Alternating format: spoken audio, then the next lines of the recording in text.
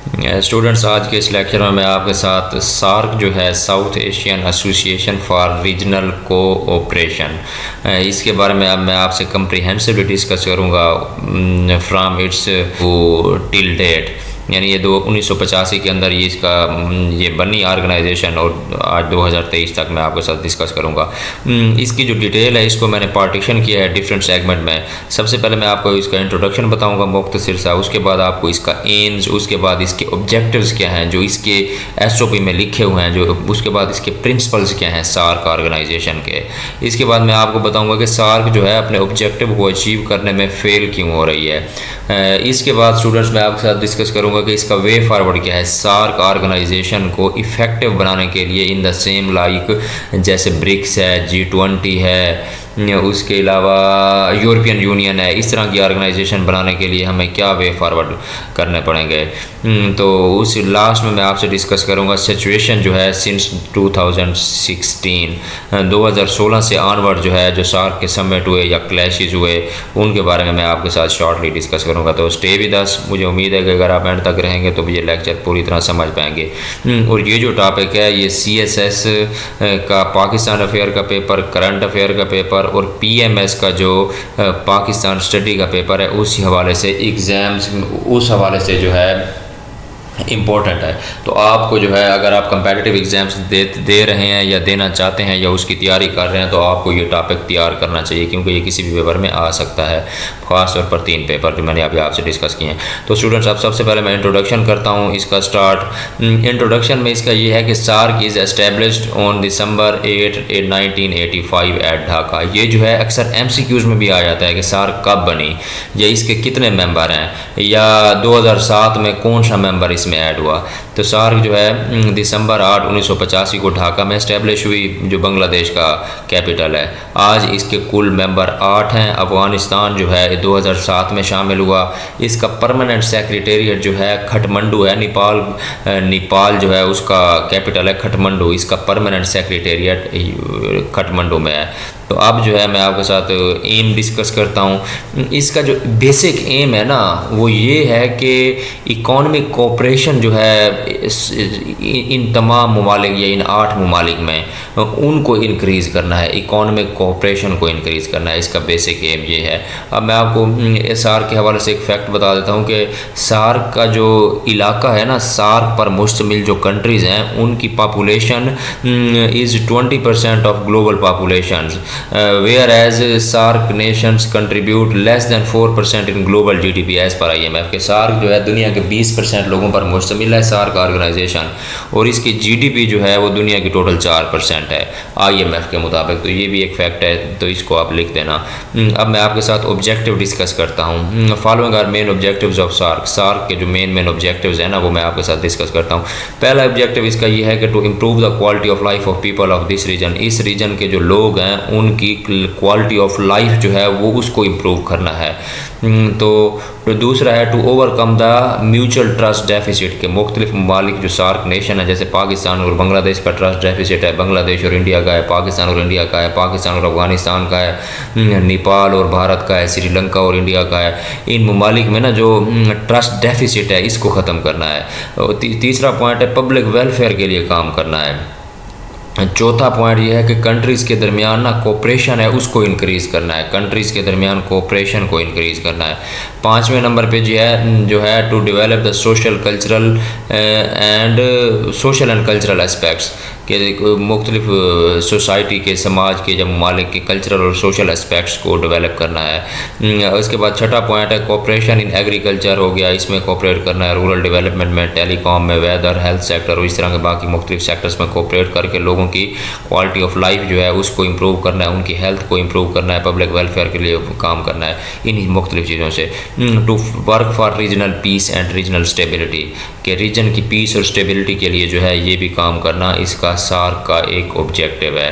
तो इसके बाद स्टूडेंट्स हम इसका प्रिंसिपल देखते हैं कि following are the main principles of SAARC.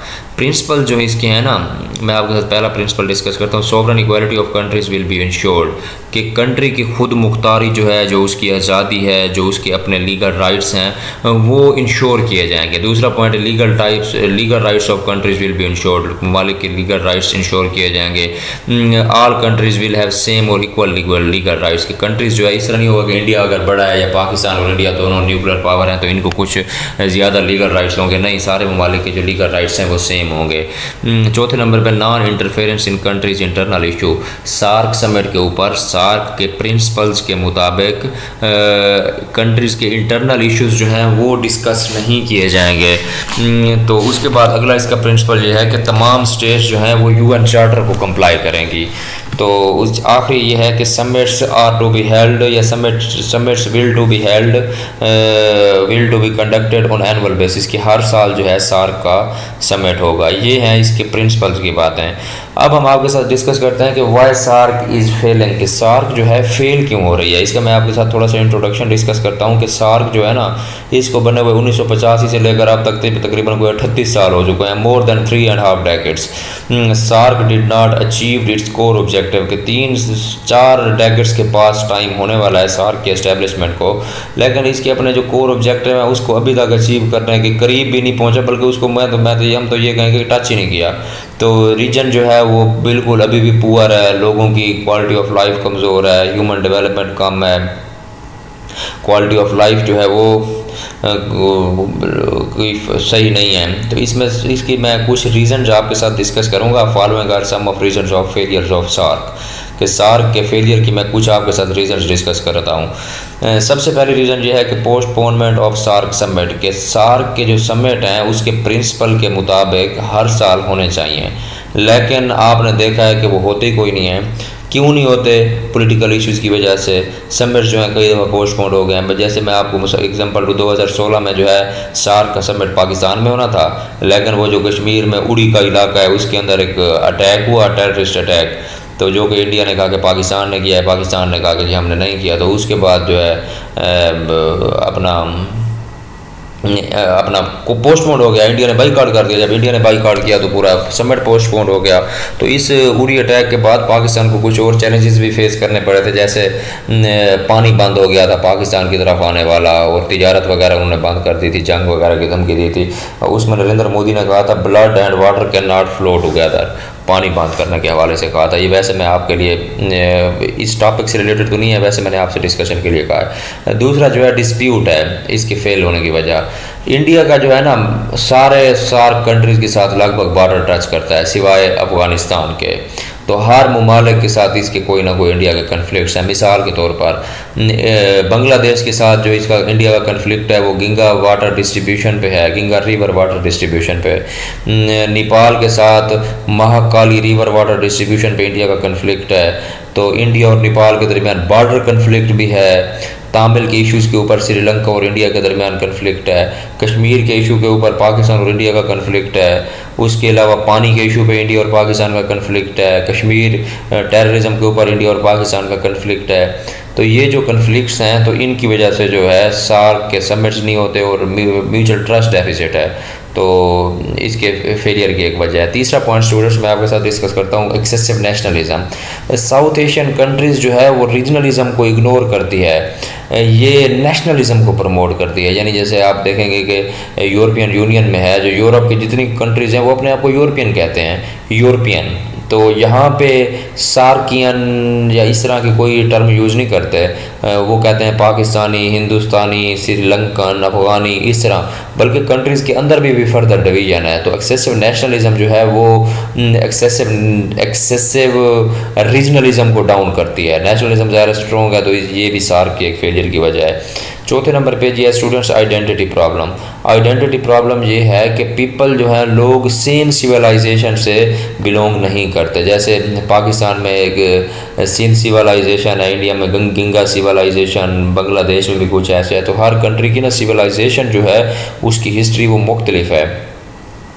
तो एक दूसरे के साथ वन रीजन की, सिंगल रीजन की जो फीलिंग ऑफ बिलोंगिंगनेस है वो मिस कर रही है। यूरोपियन कंट्रीज़ जो हैं वो अपने आप को, जैसे अभी मैंने आपके साथ डिस्कस किया है, वो अपने आप को यूरोपियन कंसीडर करते हैं, जब मगर सार्क कंट्रीज़ जो हैं वो अपने आप को सार्कियन कंसीडर नहीं करते, नहीं प्रेफर नहीं करते कि हम सार्कियन है। वो कहते हैं जी हम पाकिस्तानी हैं, हिंदुस्तानी, लंकन वगैरह हैं, ये जैसे मैंने आपके साथ डिस्कस किया है। अब अगला पॉइंट 5वां ये है इसके फेल होने की वजह कि आर्टिकल 10 ऑफ सार्क समिट। आर्टिकल 10 जो है सार्क समिट का, वो ये बताता है कि बायलैटरल इश्यूज़ जो हैं वो सार्क समिट पे डिस्कस नहीं किए जाएंगे। कंट्रीज़ जो है वो अपने पॉलिटिकल इश्यूज़ अपने इंटरनली अलग हल करेंगे, सार्क फोरम पे हल नहीं करेंगे। लेकिन हमने देखा है कि सार्क समिट के ऊपर कंट्रीज़ जो मुख्तलिफ गवर्नमेंट्स हैं जैसे पाकिस्तान, इंडिया, ये वो, तो वो पॉलिटिकल इश्यूज़ को ज़ेर बहस लाती हैं। तो इस तरह की सर्कमस्टांसेस जो हैं इनके अंदर मुश्किल है, मूव फॉरवर्ड जो है वो मुश्किल है। छठा पॉइंट है पॉलिटिकल डिस्प्यूट। रीजनल कंट्रीज़ जो हैं वो प्रेफर करते हैं political issues rather than economic issue. हम इस रीजन के जो लोग हैं पॉलिटिकल इश्यूज़ को डिस्कस करते हैं, इकोनॉमी को डिस्कस नहीं करते। ज़ाहिर है जब डिस्कस नहीं करते तो इकोनॉमी डाउन है, इकोनॉमी डाउन है तो जीडीपी डाउन है। मैंने आपको बताया कि 20% पॉपुलेशन को रिप्रेजेंट करता है सार्क के लोग, और जीडीपी जो है कुल 4% है। पाकिस्तान और इंडिया के दरमियान जो सबसे बड़ा मसला है ना सार्क के फेलियर का, वो पाकिस्तान और इंडिया के दरमियान कश्मीर का है। तो ये जो है फर्दर डेवलपमेंट में सबसे बड़ा मसला है। उसके बाद जो है कंपटीशन, अगला पॉइंट जो है स्टूडेंट्स इसका है, ये अगला 7वां पॉइंट जो है वो लैक ऑफ कनेक्टिविटी। रेल और रोड का जो इंफ्रास्ट्रक्चर है ना सार्क के मुख्तलिफ ममालिक को कनेक्ट करने के लिए, वो बड़ा वीक है। वीक क्या है ही कोई नहीं। जैसे यूरोप में रोड्स और रेल का जो नेटवर्क है वो है पूरे यूरोप में, तो एक कंट्री से दूसरे कंट्री में प्रोडक्ट हो, कोई ट्रेड का कोई मटेरियल हो, लोग हों, वो आसानी से जा सकते हैं। और एक यूरोप के एक मुल्क का जो बंदा दूसरे मुल्क में जाएगा तो वहाँ नौकरी भी कर सकता है, शादी भी कर सकता है, तालीम भी कर सकता है। उसको वही राइट्स होंगे जो कि उसको अपने मुल्क में होते हैं। यानी अगर इटली का बंदा जर्मनी में जाता है तो वो जर्मनी में अपनी शादी भी कर सकता है, तालीम भी कर सकता है, वहाँ परमानेंटली स्टे भी कर सकता है। उसको वही राइट्स होंगे, इटली के बंदे को जर्मनी में वही राइट्स होंगे जो उसको इटली में होते हैं। वर्ल्ड बैंक की रिपोर्ट के मुताबिक तकरीबन कोई 2.5 ट्रिलियन US डॉलर लगेंगे सार्क कंट्रीज़ को कनेक्ट करने के लिए from rail and road infrastructure. उसके बाद 8वां पॉइंट है जी सेंस ऑफ इनसिक्योरिटी। छोटे ममालिक जो है ना सार्क कंट्रीज़ में, जैसे नेपाल, भूटान, बांग्लादेश, श्रीलंका, ये जो है ये अपने आप को इनसिक्योर फील करते हैं इंडिया से, क्योंकि इंडिया जो है ज़ाहिर एक मेजर प्लेयर ऑफ सार्क है। और उसके अलावा इंडिया जो है अपने रिलेशंस इंप्रूव कर रहा है आउटसाइड सार्क कंट्री के, जैसे UK हो गया, रशिया हो गया, कनाडा हो गया, USA हो गया, फ्रांस हो गया, जर्मनी हो गया। तो इन ममालिक के साथ जो इंडिया है अपने रिलेशन जो है वो स्ट्रेंथन करता जा रहा है। जबकि स्मॉलर कंट्री जो है उनको वो सस्पेक्ट में है, वो शकूक व शुबहात में है कि इंडिया जो है अपनी नेचुरल ग्रेटनेस को पॉलिटिकल ग्रेटनेस में कन्वर्ट करेगा, जो कि हमारे लिए एक बहुत ज़्यादा मसला बनने वाला है। ये जो सस्पेक्शन है दूसरे स्मॉलर कंट्रीज़ की इंडिया के बारे में, तो ये भी सार्क के फेलियर की एक वजह है। उसके अलावा कंपटीशन की अगर मैं बात करूँ कि कंपटीशन जो है ना मैन्युफैक्चरिंग, ट्रेड, सर्विस वगैरह के सेक्टर में, ये ममालिक जो हैं ये एक दूसरे के साथ ही कम्पीट करते हैं इंटरनेशनल मार्केट में। Most of the time these are competing in international market with similar product. एक ही प्रोडक्ट में ये एक ही मार्केट में एक दूसरे को कम्पीट कर रहे होते हैं। ज़ाहिर है जब आप आपस में मुकाबला करोगे तो आपने क्या ग्रोथ करनी है। इसमें मैं आपको एग्जांपल दूँ, इंडिया, बांग्लादेश और नेपाल जो हैं जूट की प्रोडक्ट में जो है US और यूरोपियन मार्केट में एक दूसरे का कम्पीट करते हैं। इस तरह इंडिया, बांग्लादेश और श्रीलंका जो है चाय वगैरह की मार्केट में अमेरिका और यूरोपियन मार्केट में आपस में कम्पीट करते हैं। ज़ाहिर है जब इनका आपस में कंपटीशन होगा तो इन्होंने क्या ग्रोथ करनी है। इसके बाद जी स्टूडेंट्स 10वां पॉइंट है रीजनल इंस्टेबिलिटी। ये जो रीजन है ना ये इनस्टेबल है। यानी मिसाल के तौर पर पाकिस्तान में टेररिज्म का इशू, अफ़गानिस्तान में पहले रशियन वार के अलावा तालिबानाइजेशन, फिर उसके बाद 9/11 हो गया, वहाँ मिलिट्री ऑपरेशन हो गए, पाकिस्तान में मिलिट्री ऑपरेशन, बलूचिस्तान का मसला, इंडिया में तामिल के इलाकों में, पंजाब के इलाकों में, इस तरह मुख्तलिफ इशू में, श्रीलंका का तामिल टाइगर का इशू है। तो कंट्रीज़ जो हैं वो इनस्टेबल कंट्रीज़ हैं, इनमें पीस और प्रॉस्पेरिटी नहीं है। 11वां पॉइंट है लैक ऑफ पीस नहीं है, टेररिज्म है, कन्फ्लिक्ट्स हैं, रिलीजियस एक्सट्रीमिज़म है, एक्सेसिव नेशनलिज्म, सब नेशनलिज्म है, तो ये जो है सारे पीस की लैक होने की वजह से जो इश्यूज़ हैं, लैक ऑफ टेक्नोलॉजिकल डेवलपमेंट, जो हमारा रीजन है ना सार्क का, ये वेस्टर्न कंट्रीज़ की निस्बत टेक्नोलॉजी में बहुत ही ये पीछे हैं। ये लैक ऑफ टेक्नोलॉजिकल एडवांसमेंट है इन कंट्रीज़ में। अब इंडिया जो है उसमें कुछ हद तक इम्प्रूव कर रहा है अपने आप को, लेकिन फिर भी पाकिस्तान से तो खैर इंडिया बेहतर है, लेकिन बाकी ममालिक का भी तो बेहतर होना ज़रूरी है ना। उन ममालिक बेचारों का कोई हाल नहीं है। अब स्टूडेंट्स मैं आपके साथ वे फॉरवर्ड इसके डिस्कस करता हूँ कि ये सार्क को कैसे एक successive organisation, how can we make the SAARC as a success organisation in the same way European Union in Europe. तो सबसे पहला मैं आपके साथ ये सजेस्ट करूँगा कि साइन ट्रेड एग्रीमेंट के 2004 में जो है सार्क ने फ्री ट्रेड एग्रीमेंट साइन किया था कि सारे सार्क के कंट्रीज़ जो है एक दूसरे के साथ फ्री ट्रेड करेंगे, मगर उस पर आज तक इम्प्लीमेंट नहीं हुआ। सबसे पहले तो इसको इम्प्लीमेंट करें, फ्री ट्रेड एग्रीमेंट जो है उसको इम्प्लीमेंट करें। दूसरे नंबर पे है सार्क के चार्टर के मुताबिक इसका समिट जो है हर साल कंडक्ट होना चाहिए, वो भी नहीं होता, इसको भी रेगुलरली कंडक्ट करें। तो तीसरे नंबर पे बायलैटरल इश्यूज मैकेनिज्म एस्टेब्लिशमेंट, तो ये अपने कंट्रीज़ के बायलैटरल इश्यूज़ को सोल्व करने के लिए एक अलग मैकेनिज़्म बनाया जाए, जो कि अपने कंट्री जैसे पाकिस्तान इंडिया या इंडिया बांग्लादेश या इंडिया नेपाल वगैरह वो अपने बायलैटरल इश्यूज़ जो हैं उस फोरम पर डिस्कस करें, सार्क में ना करें। तो सार्क जो है अगला पॉइंट ये है कि सार्क जो है ट्रेड एग्रीमेंट साइन करे यूरोपियन यूनियन, आसियान, ब्रिक्स, इन कंट्रीज़ के साथ ना सार्क जो है ट्रेड एग्रीमेंट साइन करे। इंडस्ट्री के सिलसिले में ये एक दूसरे के साथ कोऑपरेट करें। इन्वेस्टमेंट जो है दूसरे ममालिक में एक दूसरे के साथ इंक्रीज़ करें। उसके बाद ये है कि India should help the poor countries to improve their human development. India चूँकि एक मेजर प्लेयर है, इकोनॉमिकली भी स्ट्रॉन्ग है, इसके बाकी ममालिक के साथ अच्छे रिलेशंस हैं, तो ये ह्यूमन डेवलपमेंट में अपना हेल्प करे पुअर कंट्रीज़ की। इकोनॉमिक इंटीग्रेशन होनी चाहिए, लोगों की, लेबर की, गुड्स की, सर्विसेज और अदर प्रोडक्ट्स की जो मोबिलिटी है वो फ्री होनी चाहिए एक मुल्क से दूसरे मुल्क में। तो तब जो है इन मेयर्स को अडॉप्ट करने से या इनको इम्प्लीमेंट करने से हम जो है सार्क को एक इफेक्टिव ऑर्गेनाइजेशन बना सकते हैं। अब हमारा लास्ट पॉइंट है कि सिचुएशन सिंस 2016 से हम इसको डिस्कस करते हैं थोड़ा सा कि 16 के बाद क्या हुआ। तो गूगल से मुझे जितना डाटा मिला है रिसर्च में, तो मैंने वहाँ तक आपके साथ डिस्कस करना है, उससे ज़्यादा तो ज़ाहिर है मैं कर नहीं सकता क्योंकि डाटा ही नहीं है। इन 2016 19वां समिट जो है सार्क का वो पाकिस्तान में स्केजुअल था, लेकिन इंडिया ने इसका बाइकआउट किया समिट से पहले। क्यों बाइकआउट किया? क्योंकि उड़ी में एक अटैक हो गया, तो इंडिया ने बाइकआउट किया और दूसरे ममालिक ने इंडिया का सपोर्ट किया। तो उस मौके पर जो पाकिस्तान का फॉरेन ऑफिस था उसने ये स्टेटमेंट दी थी कि India is hurting the SAARC summit, कि इंडिया जो है वो सार्क समिट को हर्ट कर रहा है। अब आ जाते हैं जनवरी 2017 पे। जनवरी 2017 में भी इंडिया ने जो है वो ब्लॉग को डैमेज करने की कोशिश की है। कैसे कोशिश की है कि पाकिस्तान की तरफ से एक जनरल सेक्रेटरी जनरल अपॉइंट होना था सार्क का, वो पाकिस्तानी था। तो इंडिया ने कहा कि भाई अब लॉबिंग की कि इसको नहीं बनना चाहिए, पाकिस्तान से इसका सेक्रेटरी जनरल नहीं बनना चाहिए। तो इसके लिए इंडिया ने मुख्तलिफ ममालिक को लेटर भी लिखा। मार्च 2017 में ये हुआ कि अमजद हुसैन जो है पाकिस्तान की तरफ से वो सार्क का सेक्रेटरी जनरल बन गया। तो उसके बाद इंडिया ने पाकिस्तान को आइसोलेशन को शो करने के लिए और अपने पावर को ज़ाहिर करने के लिए मीटिंग हेल्ड की, किन के साथ? म्यांमार, नेपाल, भूटान और बांग्लादेश वगैरह के साथ ना। तो इंडिया ने मीटिंग हेल्ड की और पाकिस्तान को आइसोलेशन को शो किया। अब आ जाते हैं जनवरी 2018 में। जनवरी 2018 में ना इंडिया ने एक लिस्ट प्रिपेयर की, NKN नेशनल नॉलेज नेटवर्क, और इसने सार्क के तमाम कंट्रीज़ के साथ शेयर की ये लिस्ट, और पाकिस्तान के साथ शेयर नहीं की। तो 2020 में जो है चूँकि कोविड-19 था तो उसमें सार्क की कॉन्फ्रेंस हुई है जो कि इंडिया में हेल्ड की थी मोदी गवर्नमेंट ने। तो वो वीडियो कॉन्फ्रेंस थी, ज़ाहिर है कंट्रीज़ के जो स्टेट्स के हेड हैं वो नहीं गए थे इंडिया, तो वीडियो कॉन्फ्रेंस थी। तो उसके बाद थोड़ी सी होप जो है वो सार्क समिट्स के रिवाइवल की जो होप थी वो थोड़ी सी पैदा हुई, लेकिन उसके बाद जो है कोई सार्क का समिट नहीं कंडक्ट हुआ।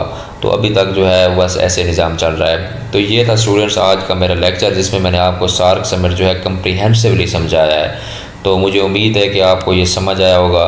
तो इसी तरह अगले लेक्चर को सुनते रहें। तब तक के लिए मैं आपसे इजाज़त चाहूँगा। अल्लाह हाफ़िज़। Thank you.